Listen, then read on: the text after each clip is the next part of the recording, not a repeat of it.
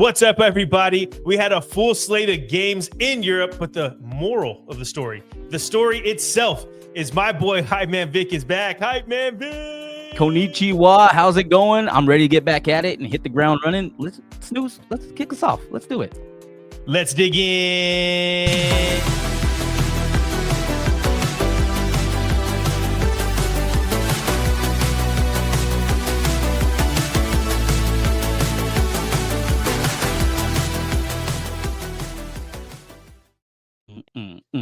Yes. Yep. Welcome back to the No Business Soccer Podcast, and welcome back, Hype Man Vic. Of course, we got the full family here. I'm your host, Snooze, Danny P on the ones and twos, and of course, we have Brainiac J Fam with us as well. Hype Man Vic, for the first time in a while, what you sipping on, dog? Well, I left with some Oktoberfest. I remember we were talking about Oktoberfest beers. I still had some, so I got another beer. And this one's the Warsteiner Oktoberfest that we have. And pumpkin spice season for the men out there. It's also Oktoberfest season. Oh, cheers. Yeah. Cheers. No, I was cheering for that. You said both, so I was cheering for both. So there wasn't like a specific one I was cheering for. Oh man. Well, obviously we have a lot to catch up on, but we don't have to do it all here, but I'm going to definitely give the audience a little bit of what we want to know. So give us your top 3 highlights from your trip to Japan. Number 1's got to be the food. Number 2, going hand in hand with that, is the price of the food. I think it's only expensive to eat in America. And then number 3 is actually just getting out and walking. My favorite thing to do when I travel anywhere is just wander. So Japan is like a gift and just an absolute curse, because you cannot wander far enough, and like you could do it for like 32 years in Japan, which is crazy. So I did that a lot. Going. Yeah, it's so crazy. It's so dense, but it was really fun, and I can't wait to go back. Hopefully with my bros at the No Business Soccer Podcast, we might have a branch out there or something to talk about some J League. Who knows? I was gonna say, do they they have Champions League and stuff out there? I'm sure they do. their own version of it, something like that. I don't know. Well, unfortunately, we haven't kicked off our Asian branch of the No Business Soccer Podcast yet, so we're just going to stick to Europe for now. But we're the American branch, so that's weird. Anyway, we're still going to jump into this. But again, we had a full slate of games from the Serie A, Bundesliga, La Liga, and Premier League, and we're going to wrap up everything from those matches. We wanted to catch up with our boy Hype Man Vic. Glad he's back. Everything's ready to roll. We have fall here. Football's back, soccer's back, everything's going, and the weather's starting to feel better. It was feeling better a couple weeks ago. Now it's hot again. It kind of sucks, but yeah, we'll figure that part out. Texas changes all the time, so I don't think we have an Austin FC minute. Do we have an Austin FC minute? No, we don't have. We can do an Austin FC minute. Did you even watch any games while you were over there? No, you weren't worried. I only watched when I got sushi. Back. I got back and I watched the game. Yeah. Okay, all right, cool. Well, then let's go to Boots on the Ground in Austin, Texas for the Austin FC Minute.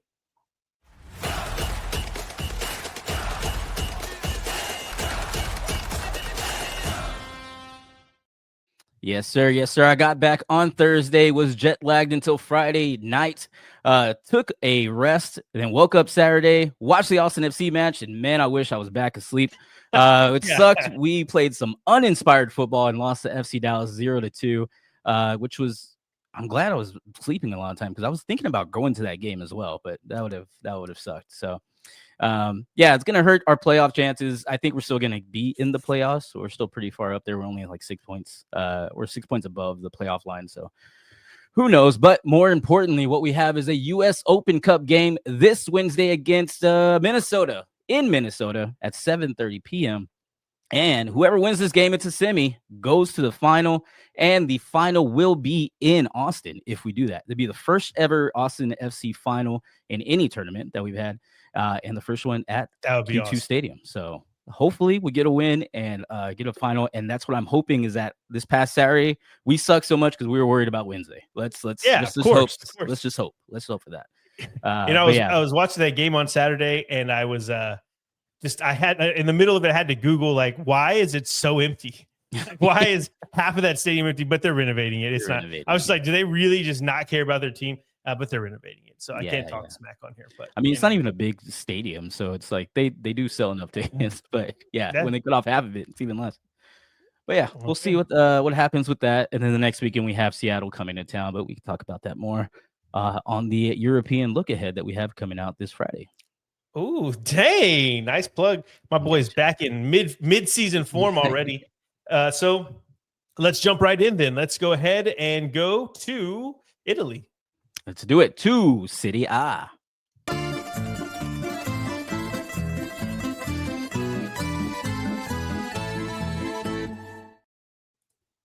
I miss the music. That's yes. This, I wanted to talk a little bit about the matches that happened here because there was probably one of the best soccer matches I've ever seen, and that was the incredible Derby d'Italia. We'll talk about that a lot here, but there's that match. We also had some upsets, a lot of things going on, but everything was kind of shadowed by that one match. Juve Inter, in case you don't know what I'm talking about. And I don't know if you haven't watched it, if there's anybody out there who hasn't watched it, we're going to break it down here in a moment, but just know that you need to go see it, okay? But we're going to jump into all of that. But before we do, we're going to go, let's talk about the top headlines from Serie A Match Day 3. Vic, kick us off, sir. Yes, sir. These are your top headlines from Serie A Match Day 3, and we are starting with number 1. Conte has Højlund scoring again. Yes, you heard it right, boys. Conte's magical run in Naples has now extended to another Manchester United reject in Rasmus Højlund. This Napoli side are scary good. Early signs tell us that they might still be the best team in Italy and can go back-to-back in Scudettos. And number 2, we got an instant classic in the Derby d'Italia. Have you caught your breath yet? That's really all I can say. This match was insane. It had it all. Energy, atmosphere, brothers scoring for opposing teams, golazos, and that effing winner. If you haven't seen it, go check it out. This might have been the goal of the season, and it might just have been the match of the season in Serie A already. And number 3, Roma falls short. In what was the biggest shock and upset of Serie A in Match Day 3, Roma lose at home to Torino, our old stomping grounds. Roma had 73% possession and 14 more shots than Torino, but were unable to find the back of the net. Sorry for you. That happens. Yes, sir. And those are your top headlines from Serie A Match Day 3. And man, that's sucks. Another might be a long season for Roma, but we'll see. I think they'll be fine. It's the way they lost this one that was a little bit telling, but we'll jump into the rest of the matches. We'll talk more about it here in a sec. Yes, sir. And let's start off going through the matches. And it started Saturday, actually, as we had Cagliari getting a home win against Parma 2-0. In the preview, I said that it was pretty even between these teams, so it might be a draw. Well, it was even in almost all categories except the score. Parma had 2 clear chances in the first half, hit the crossbar in the second, but ultimately they go down to Cagliari, who get their first win of the season. Hey, congratulations, Cagliari. And then our second matchup of the day, probably the matchup of the year so far, and if not at the end of the year, it's Juve versus Inter. Juve take the win 4-3. Tell us about this match. Hey, I'm not going to let you get in trouble. It's Juve, okay? Juve, I know. Hey, I got called out for it, and you were the one that said it right. Right. So my boy's on Japanese time. He's getting it right, his J's and everything. But even at halftime of this game, there was enough action for a full match, and then we still got the second half to wrap up this classic. Long shots from outside the box, quality passing, touches all over the place. It was awesome to see that these two teams that we usually don't get these high-scoring affairs from whenever they play top-tier opposition. They usually kind of a little bit more defensively structured, if you will. But both these teams said F it and went for it, and it was amazing. We had the Turin brothers scoring, and then the winner from Adzic, I think is how you pronounce that. But what a freaking goal. If you haven't seen it, maybe you watch our short, and it'll be in there for sure because Danny P is producing the heck out of it. It's going to be in there. So go check it out if you haven't. Follow us on all of our social medias if you haven't already too.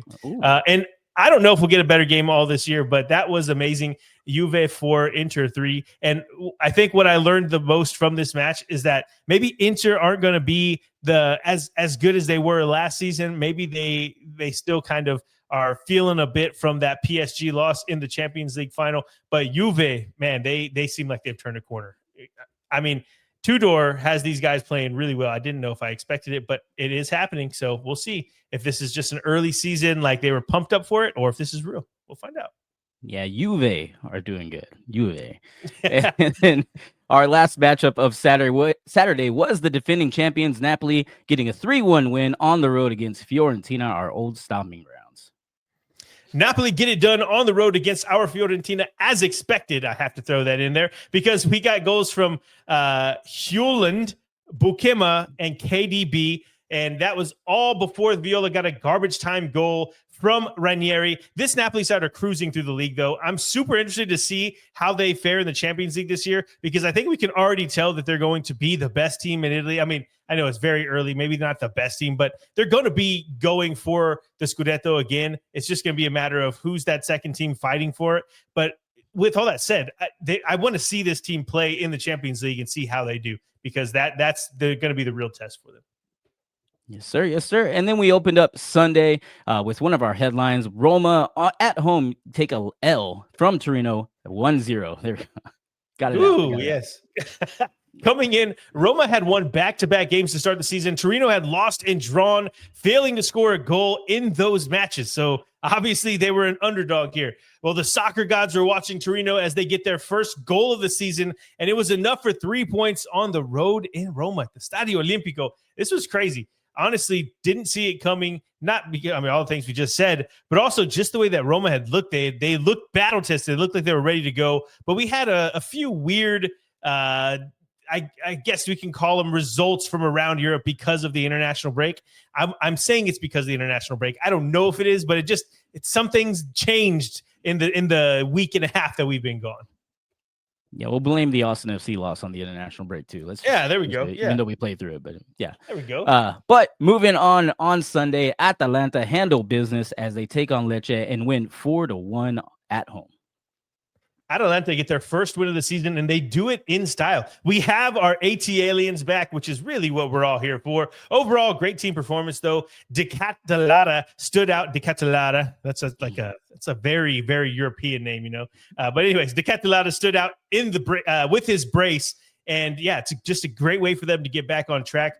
Atalanta, obviously, Lecce aren't the best team in Serie A, but hey, you got to beat the team that's in front of you, and Atalanta did just that. And then our next matchup saw the newly promoted team Pisa losing 1-0 against Udinese at home. Tell us about this match. I mentioned in the preview that this Udinese side were so close to being 2-0 to start the season, and they have looked good, but they find a way to grind out a win against Pisa thanks to Iker Bravo's goal, and that's Iker Bravo, the same guy who scored for Spain in the international break. They had two weird whiffs from a defender and the keeper that led to instant shots on goal. This is Udinese who I'm talking about. But luckily it was Pizza. There you go.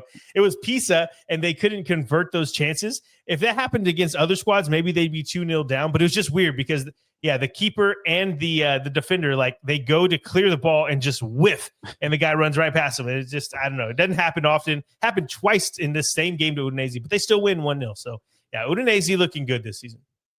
Power to them. And then speaking of newly promoted, we had Sassuolo taking on Lazio and winning 1-0 at home. Our old stomping grounds going down again. Yeah, oof, it's our Lazio. Just can't seem to get their legs under them as they go down and against a newly promoted Sassuolo side who haven't really done much in the first two matches of the season. It wasn't pretty. It wasn't fun to watch, but Sassuolo won't care one bit. Something's up with Lazio, though. I don't like how the season is starting, and I don't like how it feels. Our Lazio, there's something going on, but I can't put my finger on it. I don't know what it is. And then closing out Sunday, we saw Milan get a 1-0 win against Bologna. What a weird game we had at San Siro as Milan win 1-0 in their Australian colored kits. If you haven't seen it, you'll go take a look at what they're wearing. The newly 40-year-old Luka Modric gets the winner, but Milan had chance after chance. Jimenez missed a hat trick of pretty clear opportunities, and even weirder is that for as dominant as Milan were, they gave up 61% possession at home. And I don't know, either way, it's a great result for Milan. Bologna, they didn't, it wasn't their best showing, but you know, what can you expect? They're not going to win them all. And that's a brutal start for Bologna. I think we've already seen it. They've gone through Como, Milan. I can't remember who they had last week, but either way, it's just a brutal schedule they've had so far, but hopefully they can get back on track. But check out those Milan kits. I don't know why they're wearing them. Not that they're bad on their own. It's just like they're green and yellow, which, hey, from a Packer fan, hey, that's cool. But for Milan, it's just a weird. They were at home too. I don't know. It's weird. I think they get to choose, I guess. So like, yeah, let's try this. I guess so. Yeah. All right. And then we moved on to Monday, which saw 2 draws, and it all started with Cremonese and Verona drawing 0-0. We usually don't talk about these, but we'll say a sentence or two. Honestly, the only thing I can say, I didn't get a chance to watch these games today, but I will say that just looking at the result itself, Verona had been horrible this season to start off, and Cremonese, they were my team to watch at this point in the season. I was getting on the bandwagon, and I was saying in the preview of this match that if they can just get a win over a team that they should, versus like they weren't the underdog coming into this match, they're actually expected to get at least a draw, but like a result of some form, and they did. But a 0-0 just feels gross. It just doesn't feel right.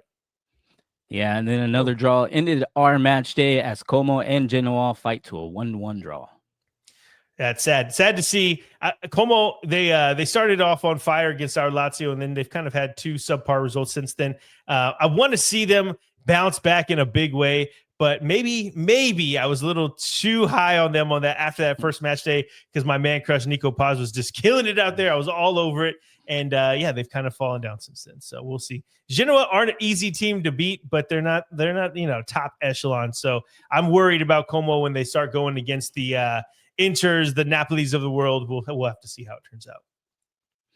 Yeah, and then Cremonese, as you were saying earlier, number 3. I know it's way too early to look at the table, but number 3 on the table right now, which is pretty crazy. Right, newly promoted. That's what I'm saying. Yeah. I mean, I think they've had a pretty weird season as well. I think they beat Milan and then beat the other newly promoted team. I forgot. I think it was Pisa, but I'm not sure. And then they draw here against Verona. Like, there's no real way of telling where they stand. They've beaten both sides of like the table, and now they draw against Verona. Man, it's pretty hard. But right now, they're happy. Number 3. No losses on a newly promoted team. And yes, I forgot to say this in the notes earlier, but the craziest thing is Jamie Vardy just signed with Cremonese. Yes, the Leicester City star. Nice. He's signed with Cremonese. So, I mean, it's just like, I'm all in. This is awesome. I want to see him more. I was hoping they would get 3 points here because then we can like hype them up. They would have been one of the headlines, right? I could have just threw them in there, and oh man, it would have been awesome. But alas, we cannot do that. They get a 0-0. We're not supposed to talk about it, but we've talked about it a lot. So whatever. Sorry, guys. Sorry, guys. I know you don't want to hear about a 0-0. And I think that's it, though. That's all we had. Anything else? Yeah. If you last time I'll plug this, but yeah, go check out that Inter versus Juve if you haven't seen the highlights. It's really, really good game of football. Okay. I think we've set it off for Italy. Let's go on now to Germany. Let's do it. To Bundesliga.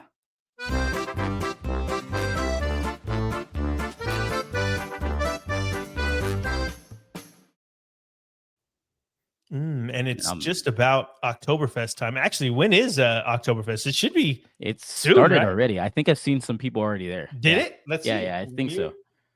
Munich Oktoberfest 2025. Let's see. What? September 20th. So this Saturday through October 5th.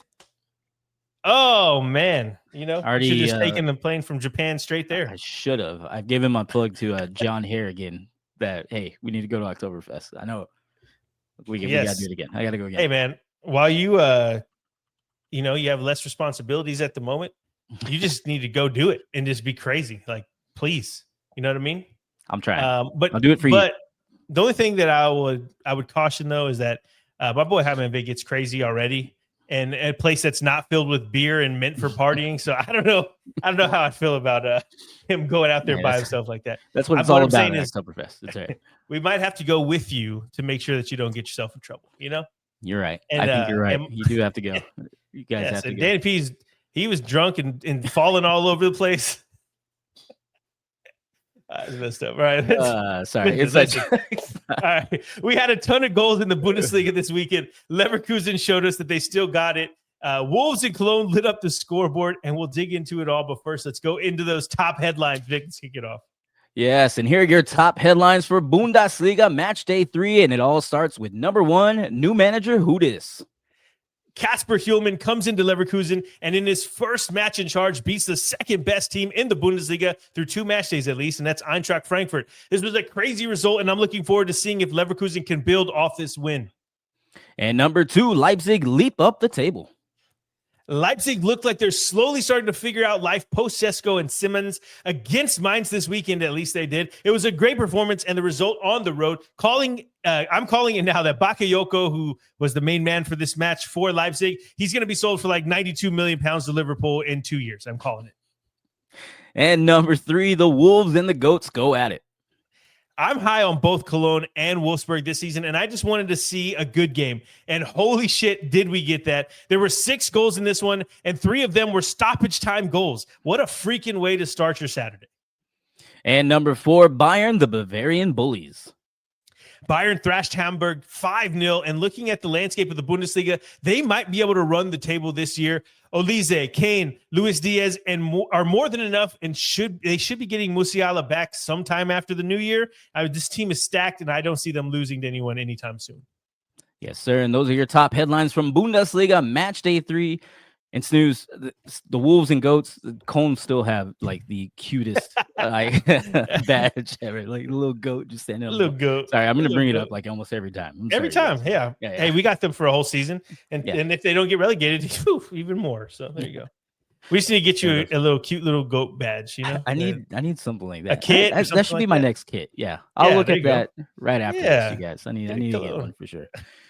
But let's go ahead and go into the actual match day, which started on Friday as Leverkusen take on Eintracht Frankfurt, 2 of my favorite names to say, and they beat Eintracht Frankfurt 3-1. I couldn't have been more wrong about this match. I knew that Leverkusen squad still had quality in it, but the vibes were gone. Everything was terrible, and they sacked, excuse me, that's how we say it in Europe. They sacked Ten Hag, and until Kasper Hjulman stepped in, it felt like everything was wrong, and now everything is just right. They beat Eintracht 3-1 and didn't score their 3rd goal until they were down to 9 men. Yes, you heard that right. They had 2 red cards, 2 people sent off, and they scored another goal during that time. It's insane. What a result for Leverkusen, as Grimaldo was the magic man, scoring from 2 free kicks. Not 1, but 2 free kicks in the same game, while Schick chipped in with the penalty.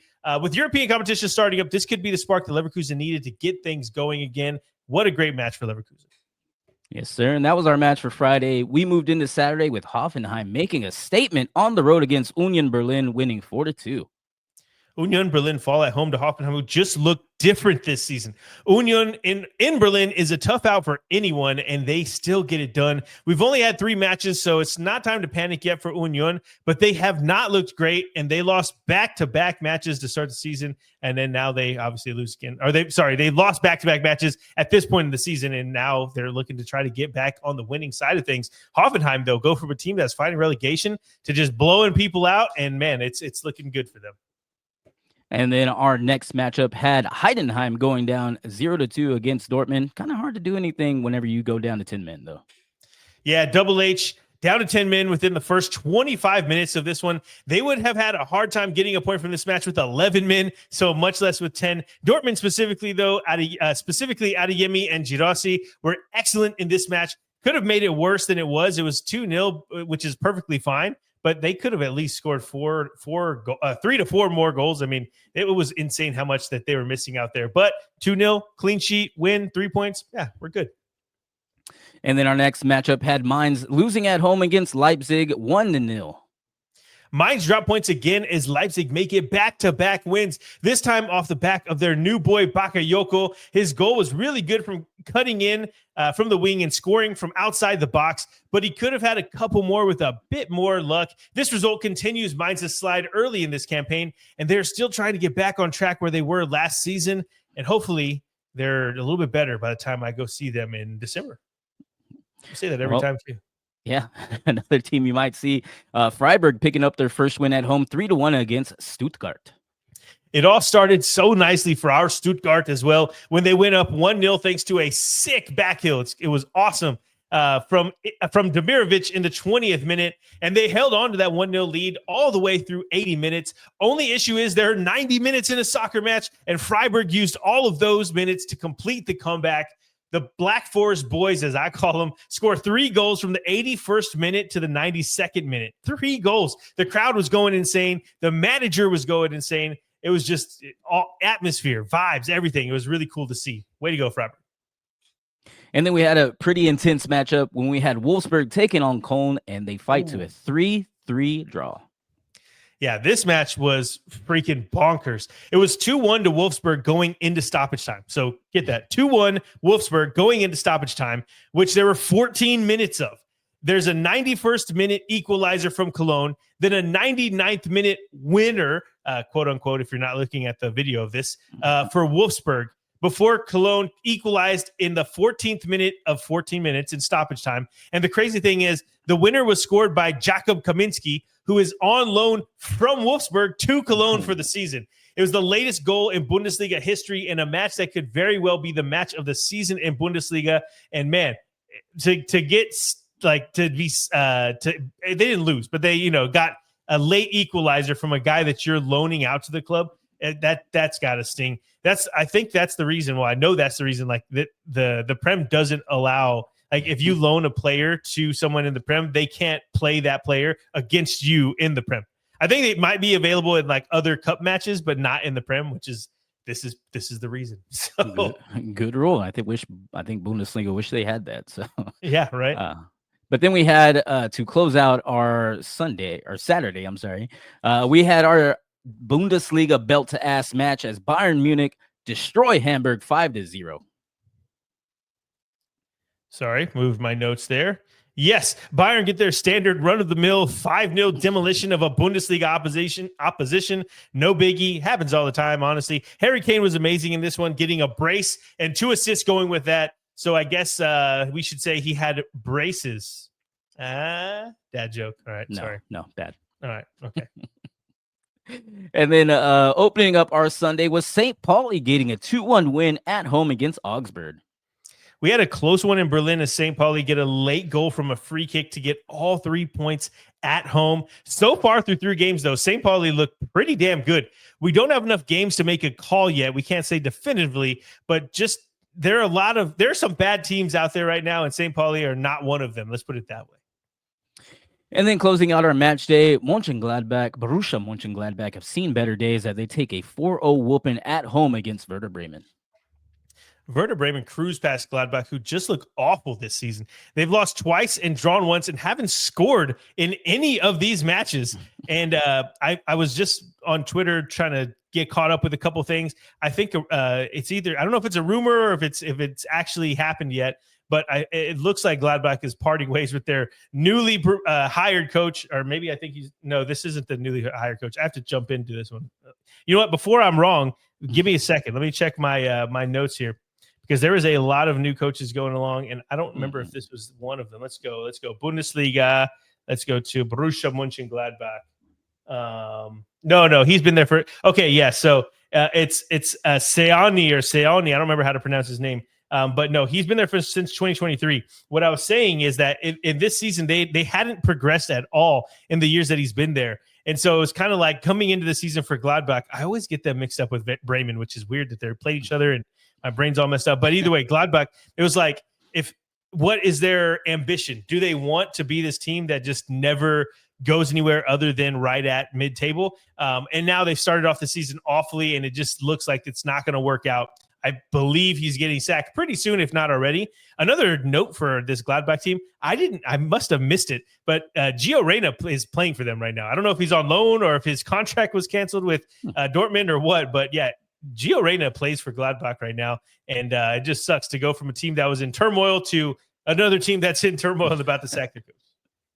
Come on, Gio. Yeah, bad luck. Come on, Gio. We need you. You can always come to Austin FC. Come on. That would be sick. That would be really cool. Oh yeah, crazy match day, man. It's feeling good to be back. I got to watch some soccer, watch some football, watch some regular football, American football, and then it was a good weekend. Good weekend. Honestly, there was a lot of weirdness going on. A lot of teams look sluggish, but the Bundesliga was not one of those leagues. They were on fire. They were scoring so many goals. I haven't tallied them up, but if I had to, I would put my money on Bundesliga that the most goals were scored in that league this weekend. Yeah, and the only draw came from a game with 6 goals altogether. So either way, it's fun. Yeah, it's fun to watch. Yeah, exactly. So. Okay, I think we're good to go. Let's move along to Spain. Let's do it to La Liga.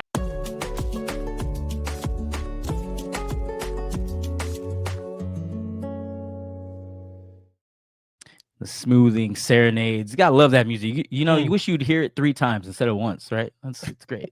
Some red wine, some good times, and of course, a refresh of your beer. Yes, I did. While we went to La Liga, we moved to another tent in Oktoberfest as well, and we moved to the Polliner tent. We got the Polliner Oktoberfest here. We got the Marzen beer, and it's still got a fresh head on it. It's good to drink, and we moved on. We're good. Who's not a fan of fresh head? You know what I mean?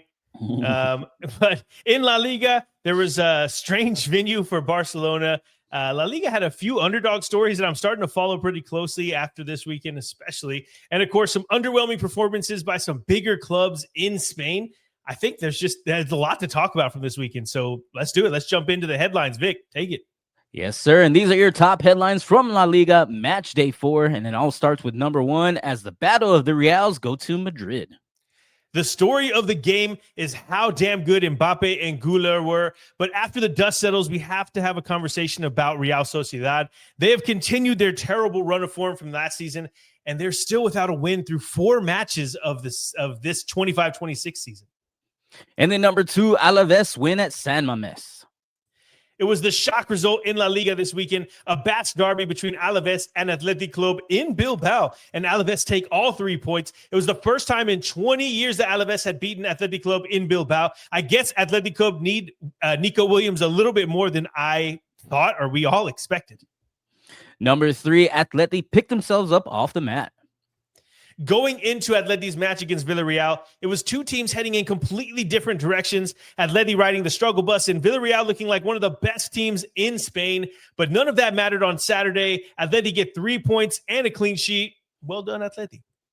And then number 4, Barcelona get a big win in a tiny stadium. Barcelona and the ongoing mess of a saga that is the renovations at Camp Nou had to play at their small 6,000-seater stadium, Estadi Johan Cruyff. This is the stadium that their women's and reserves teams usually play at. They blew out Valencia in the match, but the spectacle of the evening was seeing them in this tiny little stadium. It looked like they were in like a League One stadium. And those are your top headlines from La Liga match day 4. Snooze, I didn't check that Barcelona win against Valencia because I just imagined they were going to win. But yeah, I didn't even see the stadium. I got to go back and see the actual stadium. I'm sure it looks like FC Dallas or something like that. If you, breaking the fourth wall here, if you go to our Discord, I put a picture in the notes for this shorts that we're building out. So it's crazy though. It's so tiny. 6,000 seats. Like, man, it's crazy. Hey, one day we'll get big enough to where we tell other people. We'll tell our listeners, tell everybody about our Discord, and they can all join the No Business fans. Yeah, I know, right? Yeah, everybody can see until then, it has all our notes, so y'all can't join yet. But we'll get there. We'll get there soon. But good headlines. Let's go ahead and jump into the match day because Friday we had a 2-2 draw, Sevilla versus Elche, and it was the only match for Friday.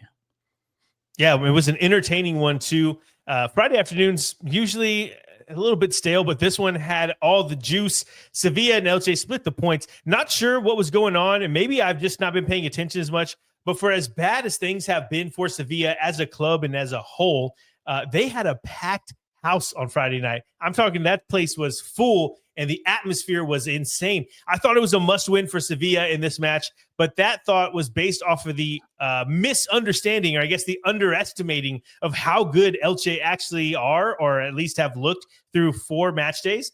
I think Elche is the real deal, and I'm looking forward to seeing how they do in La Liga this season going forward, because Sevilla 2, Elche 2, it was a great match, but Elche, man, just getting promoted and already looking like a mid-table team, I guess.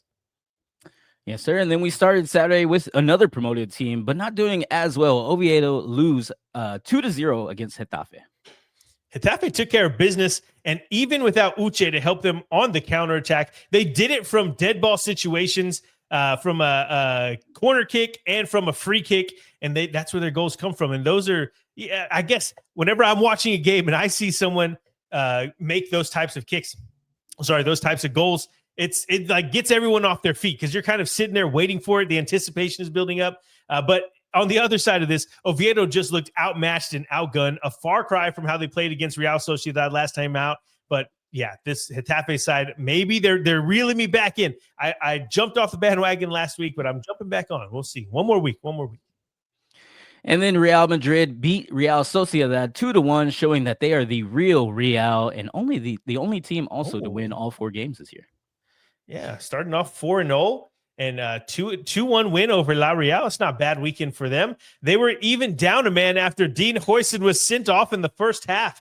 It didn't matter, though. Mbappe and Güler were all over the pitch today, and Madrid were just too strong for La Real. Just the better team overall. La Real are off to a horrible start to the season, though, with just 2 points from their first 4 games. I can almost guarantee changes are coming if results don't start coming, because this is just a team that is not used to being at the bottom of the table like they are. I mean, obviously tables don't matter too much at this point in the season, but it's just the trend that we're seeing doesn't look good. Not good at all. It's even worse for Athletic Club as they get their first loss of the season against Alaves 1-0. Athletic Club, this is I'm not mad, I'm just disappointed type of game, you know. Athletic Club fall at San Mamés to Alaves. It was not a good showing for Athletic Club. Looked like they had an international break hangover. That's pretty much what I'm chalking this up to. And without Nico Williams pulling the strings, they didn't have the creative, clinical finisher that they usually can count on to get these winners. The results showed me that this result showed me the reason why Real and Barca are so dominant in La Liga, because in those squads, if they have someone go down or their star players out, they have enough people on the bench that can come in and change the game still to win a match like this one. And it's just because of the depth in the squad. And Athletic Club don't necessarily have that. They're a solid team. It's not like losing one game. You're going to lose games throughout an entire season. I just don't think that I can think of them as a serious title challenger based off of this, because they look like a different team without Nico Williams. Yes, sir. And then closing out our Saturday, we had Atletico Madrid finally getting a win 2-0 against Villarreal. Finally doing it. Atleti get their first win of the young season, and they do it against a Villarreal side who had been terrific. Villarreal had their chances, specifically Alberto Molero. He had at least 2 perfect opportunities, and he could not convert. Hopefully this is a sign of things to come for Atleti, because they needed signs of life, and they got them this weekend. Yes, sir. And then opening up our Sunday was Celta Vigo and Girona battling to a 1-1 draw.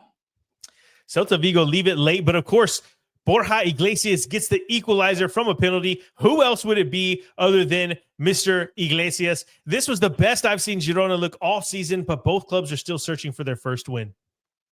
And then next we had Levante challenging early. They get a draw with Real Betis 2-2. And it was looking great for them in the beginning.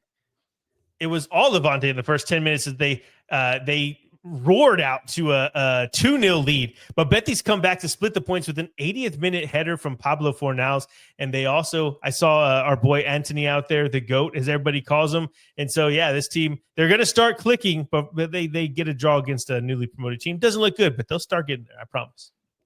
And then we had Osasuna taking on Rayo Vallecano. They get the 2-0 win at home. I said that if Rayo could get it done on the road against Osasuna, I would start to believe. Well, they got blanked by Osasuna, and Osasuna deserve a ton of credit for holding up against this scrappy Rayo side. But I was not discouraged by Rayo's performance in this one. I'll just say that. Actually, it was kind of the opposite. I thought that they played well, and they got themselves in plenty of opportunities to win this one. They just couldn't get them to fall the right way this time. Lady Luck wasn't on their side. And it ends up Osasuna 2, Rayo 0. I don't think that this is going to be an indictment on either team, but I think that there's more to come for both. Yes, sir. And then we ended our Sunday with our La Liga belt-to-ass match as Barcelona just spanked Valencia 6-0. It will not help the confidence of a Valencia side to get beat this bad. The match was played at Johan Cruyff Arena that holds 6,000 to 7,000 fans, as I was talking about earlier in the highlights. But it looked like we were watching Barcelona on a League Two team pitch. Like, it just looks so tiny and it looks so intimate. It's crazy. It was a lot of fun seeing that. Maybe that fed into how Valencia played. I don't know, but they looked really bad. They were unlocked easily in defense by just a single pass. It felt like every time they would make a run, that defense was nowhere to be seen. It felt like Barca were going to score on every attack, honestly. And the fact that it was 6-0 kind of speaks volumes for how bad it went for Valencia. Just not a good showing for them overall. But we move on. International break hangover. We're calling it. Yeah, we'll call it that. And then Monday, our lone matchup that we had was Espanyol taking on Mallorca, and Espanyol take the W 3-2. And this one, I didn't get a chance to watch it, but I saw the score just going off on my phone as it was happening. And I'm going to come back with my findings and what's going on. But what I will say from this one is that Mallorca are a team, they're like that mid-table team, that is just always there. They're always going to be a tough team to beat. And Espanyol, I mean, they go from almost being relegated to having a great season, a great start to the season. And now they get a 3-2 win over Mallorca. It's just something you don't see, and it's not something we're used to. And I believe it was a great game with a late winner. I'm going to have to check it out, and I'll get back to you guys. But overall, Espanyol, super impressive to start the season after 4 match days. Yeah, and I was thinking of Mallorca also as the kind of like the gatekeeper. I don't know if you remember. If anybody like watches UFC, Stefan Struve was that gatekeeper and heavyweight for a long time. Yeah. If you beat him, okay, we'll talk about like getting some higher competition, everything for you. But this year they got to step it up. They have 3 losses, 1 draw. They're in 19th place. Yeah, they're in relegation zone. And if they want to stay in that, gatekeeping position, they got to step it up a little bit. If you want to get up to mid-table, you better get some more draws, baby. Yeah, for sure. It's not looking good. Espanyol, man, looking good. Espanyol. Huh? That was one of the underdogs I was talking about in the monologue section, if you will. I was just like, I'm watching these teams because they Getafe, Rayo, Espanyol, they're just fun to watch, and they're doing decent. So we'll see how they do. Espanyol sitting in 3rd place right now. What were they? They're bottom table last season. That's 3 teams in 3rd place. That right? Did we say that? We said it like multiple times. Yeah. So. 3rd place. So pretty cool. We'll see what happens the rest of the season. We got a long season though. It's way too early to be talking about table. It's fun to talk about table. After 5 matches, which after next week, we'll have a full table. We're going to bring them to you. So there you go. Okay. Well, we've set it off for La Liga. Let's go to our last league. Let's go to England. Let's do it to the Prem.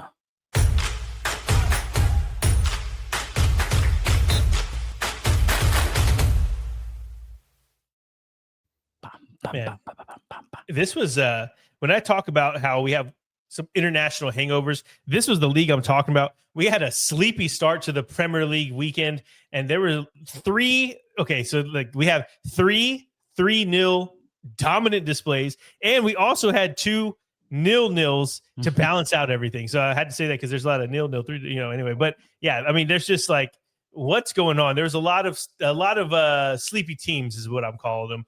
But yeah, anyways, we'll see what makes the headlines in this week because we're going to jump right into it. Let's go, Vic. All right, and these are your top headlines for the Premier League match day 4, and it starts with number 1, the Cherries do it again. Bournemouth make it 3 wins in a row, and we talked about how Brighton were a team that Bournemouth seemed to be on par with, but if they could get a win, they would start to separate themselves, and they did just that. What a start to the season for Bournemouth. What a start to the season for the Cherries. And number 2, City dominating the Manchester Derby. City put on a clinic and looked rejuvenated after the international break. Doku was the maestro in this one as they get back on track. United, however, looked like a team circling the drain. A stoppage time penalty against Burnley is the only thing separating them from being winless through 4 games.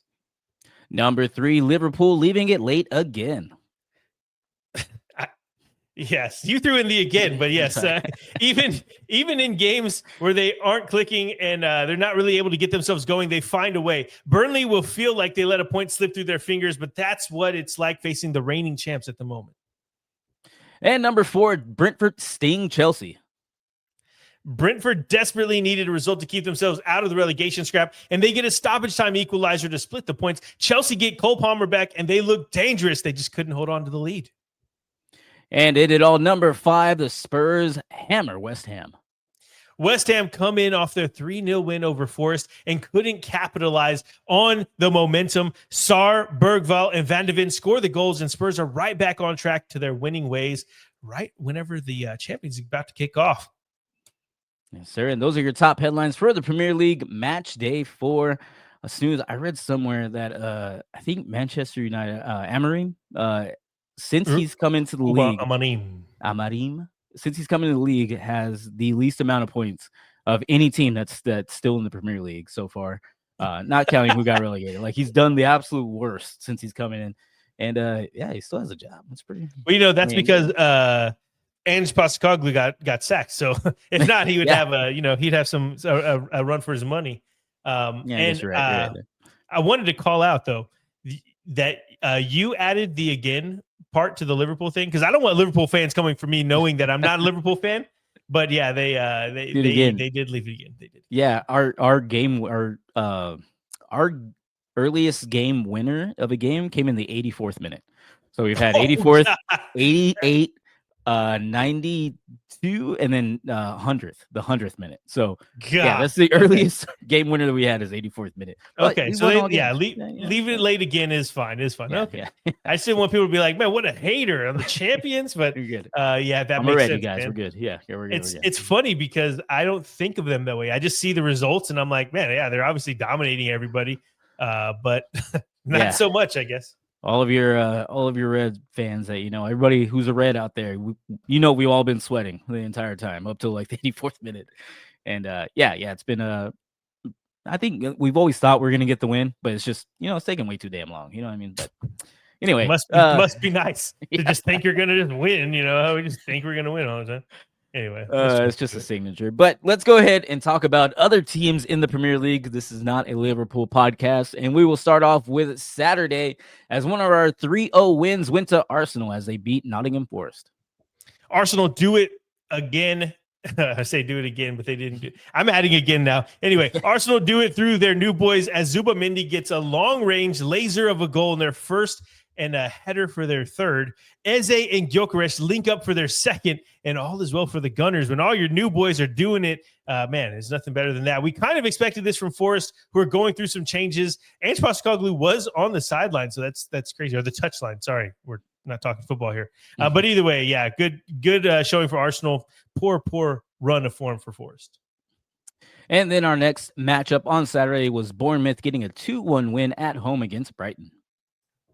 A banger from Scott, a header from Matoma, and a penalty from Semenyo. This was a fun one in the Premier League window, and a window that didn't have a lot of great games in it. Bournemouth are off to a red-hot start and find themselves right at the top echelon of the Premier League table, at least through 4 matches. With the sides around them starting their European journeys this week, it might be a time where they could gain some ground in the table and start to pad their spot so the teams below them can't catch them.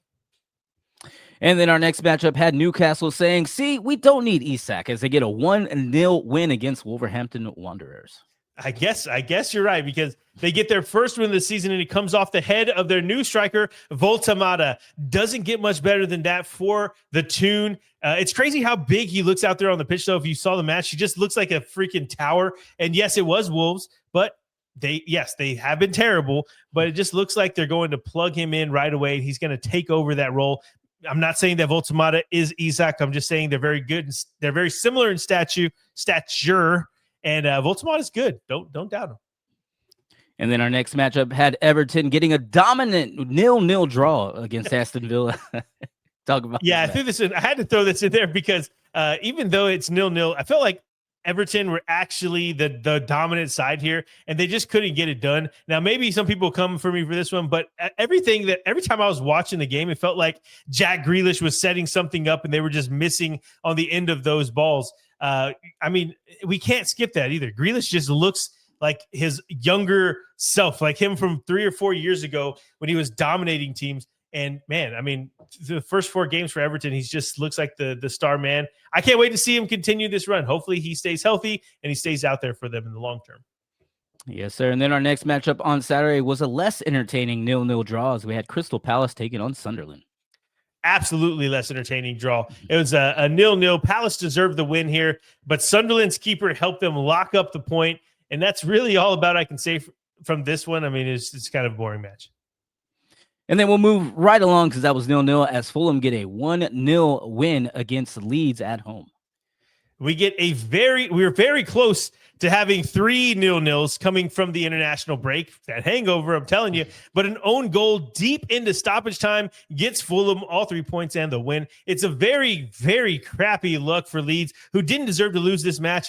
And if they are relegated this year, we're going to look back at this match and just kind of cringe because that was not a fun one for them to lose.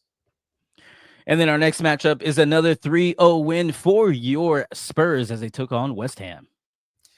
West Ham couldn't build off their win last time out as they were down 3-0 at home to their London rival Spurs. And let's not forget that the last time we saw the Spurs side, they were getting dominated at home by Bournemouth. But a second half red card limited West Ham's ability to come back in this one, and Spurs get a good result ahead of the start of their Champions League campaign.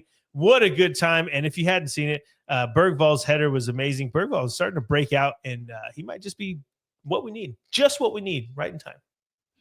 And then we ended our Saturday with a 2-2 draw as Brentford took on Chelsea. Brentford battled back to split the points in this London derby. After the Bees took the lead in the first half, it was all Chelsea as they storm back and take a 2-1 lead after Caicedo gets the go-ahead goal in the 85th minute. But Brentford stayed on them, and they get a late stoppage time equalizer. What a result for a Brentford side who need all the points they can get to keep themselves out of the relegation scrap, which is where we all tend to think they're going to be at the end of the season. And then we went on to Sunday as Liverpool get a late winner 1-0 against Burnley. Burnley were so close to forcing a draw on this one, but a handball deep into stoppage time set up Salah to take home all 3 points for Liverpool. It wasn't the best or the prettiest performance for this Liverpool side, but they just find a way to get it done, and of course, that's the mark of a champion. And then we ended our match day 4 with the Manchester derby, but City win 3-0 against Manchester United.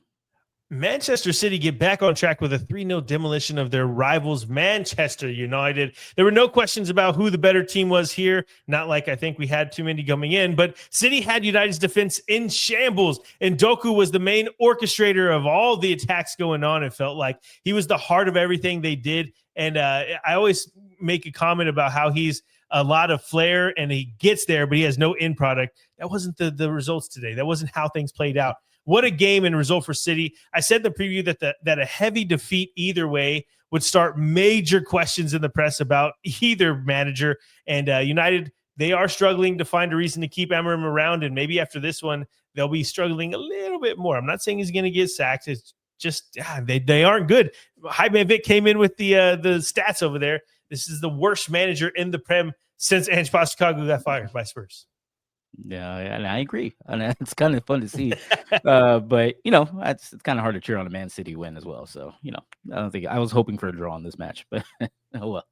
Yeah, I mean, I don't understand what Amorim is doing that they're like, you know what, we need to keep this guy. Like, he's the future of this club. What has he shown that makes this team look at him and say that he's the guy that's taking us to this next generation of Manchester United? I don't get it. I'm not even a United fan. It just pisses me off to see that they're so bad, and they're just like this big club. It's like the Yankees being really, really bad and just like continuing down that streak. Because I mean, who's watching Barcelona decide to do that, right? Just these clubs that everybody like they're worldwide. Everybody knows the brand, and yet they continue to just let this mediocre team, this mediocre coach continue. It's crazy. I don't understand it. I don't get it. I would love to say that I don't know what that's like, but I'm a Dallas Cowboy fan, and we kept Jason Garrett for too damn long. We kept Dave Campo for too damn long. I don't know. I don't know what it's about. Dude, they were talking about that on the broadcast. This is, I know, obviously not an NFL podcast, but real quick, they said that Jason Garrett was there for like 9 years. That's insane. What? That's crazy. I think they kept around because we kept getting wins, but like we got a lot of wins. We just go when we're in the playoffs. Manchester United aren't even getting wins. I don't even know why he's still there. Yeah. It's pretty crazy. Oh man, I don't get it. That dude's hair is never going to be cut. Y'all know who I'm talking about. I don't know his name, but it's never going to be cut. So. I think he's on day 350 or something like that. Yeah, so 340. God, boy, going to have the biggest afro in the world.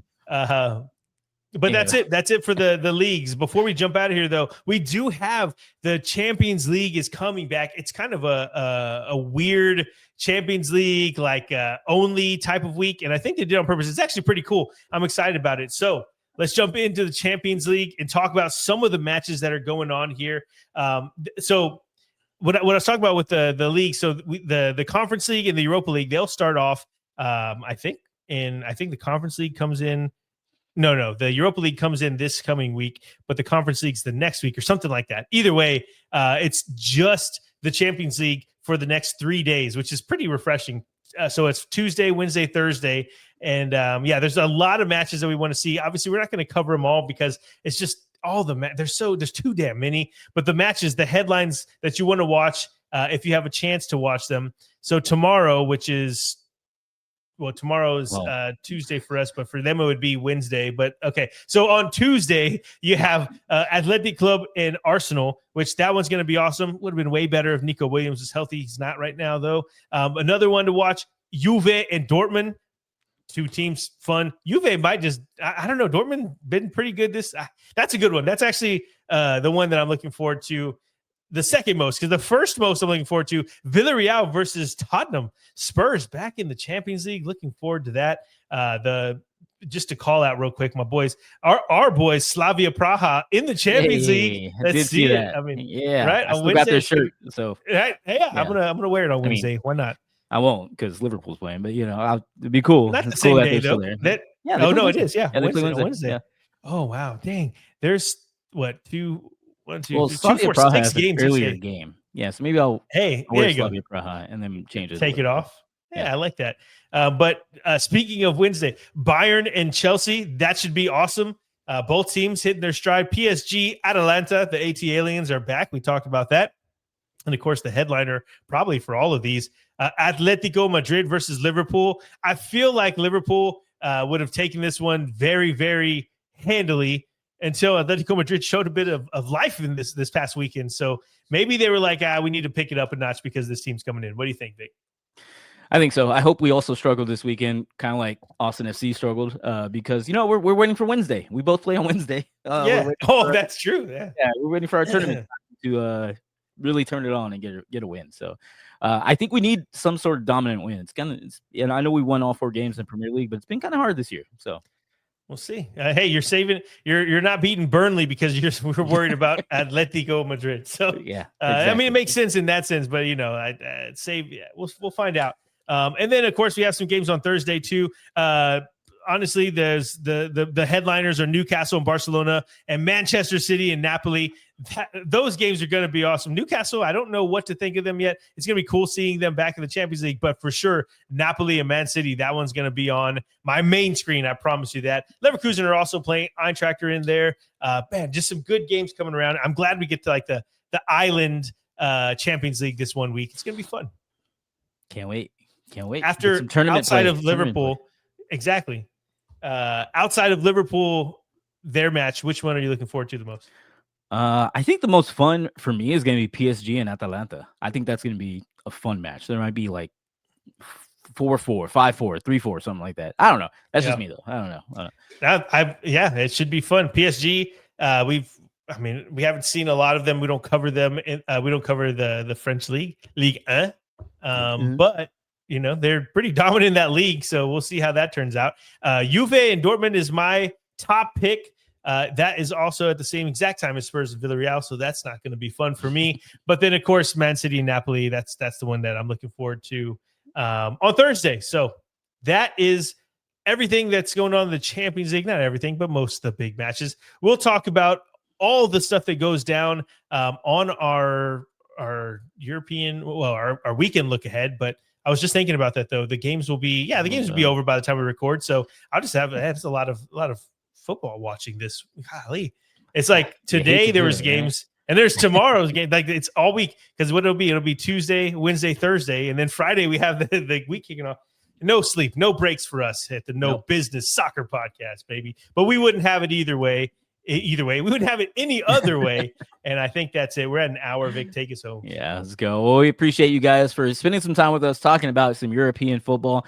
Be sure to like us and subscribe everywhere. We are everywhere at No Business Soccer Podcast, except for TikTok, except for Twitter. That is No Biz Soc Pod, because those names were too damn long. Everyone, enjoy the football. We're going to enjoy some football this week, and we will talk to you very soon. Peace. Let's go.